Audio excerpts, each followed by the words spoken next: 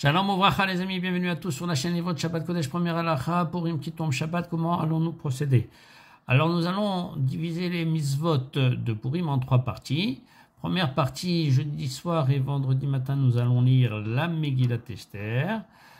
Puis tout de suite après, le vendredi matin, nous allons accomplir la mitzvah de Matanot Laevionim, ça veut dire faire un don à deux pauvres, donc il faut deux pauvres. Multiplier les dons aux pauvres le jour de Purim est une énorme mitzvah. C'est préférable de multiplier les dons aux pauvres que de multiplier les mishloach manot, bien que les deux soient importants, mais auprès d'Akadosh Baruch Hu, la mitzvah de Matanot Levionim à l'Aevionim, le don aux pauvres est beaucoup plus cher. Donc on multipliera le maximum de dons aux pauvres. Le Shabbat, nous ferons la lecture de Vayavo Amalek, la lecture qui concerne Purim, et on insérera dans le Birkat Hamazon et dans les Tfilot le passage de Al-Anissim.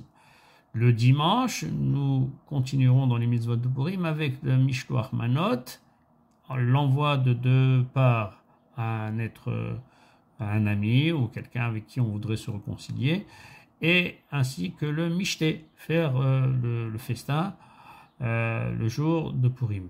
Donc, je répète, c'est important, beaucoup se trompent là-dessus. Al-Anissim, pour ceux qui habitent Yerushalayim, encore une fois, ne se fera que le jour de Shabbat dans les Tfilot et dans le Birkat Hamazon. Deuxième halakha, est-ce qu'un annuaire téléphonique est mouxé durant Shabbat? Oui, c'est mouxé.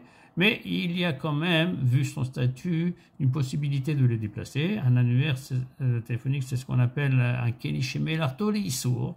On pourra le déplacer, par exemple, pour occuper son espace. Ou par exemple, je voudrais chercher dans cet annuaire l'adresse, pas le téléphone, l'adresse d'une personne que j'ai envie de rejoindre chez lui. Ou bien je voudrais l'utiliser pour rehausser un enfant sur sa chaise. Dans ces cas-là, c'est permis de déplacer un annuaire téléphonique. C'est la même chose pour les catalogues de vente par correspondance, La Redoute, etc., Ikea. Je pourrais faire de même pour rehausser un enfant ou, par exemple, j'ai besoin de la place, il n'y a aucun problème. Certains institutions permettent de feuilleter ce genre de catalogue, mais il faut faire attention de ne pas regarder ni les promotions, ni les prix des articles qui figurent dans ces catalogues, juste feuilleter pour le plaisir des yeux.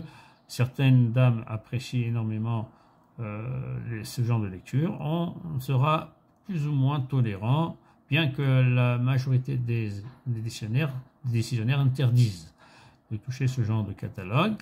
Des livres de recettes de cuisine, la même chose, c'est mouxé, les mêmes possibilités qu'on a évoquées plus tôt.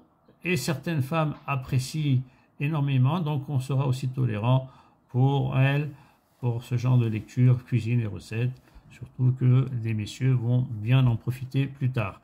Je vous souhaite à tous un Purim Sameach et un Shabbat Shalom Umevorach.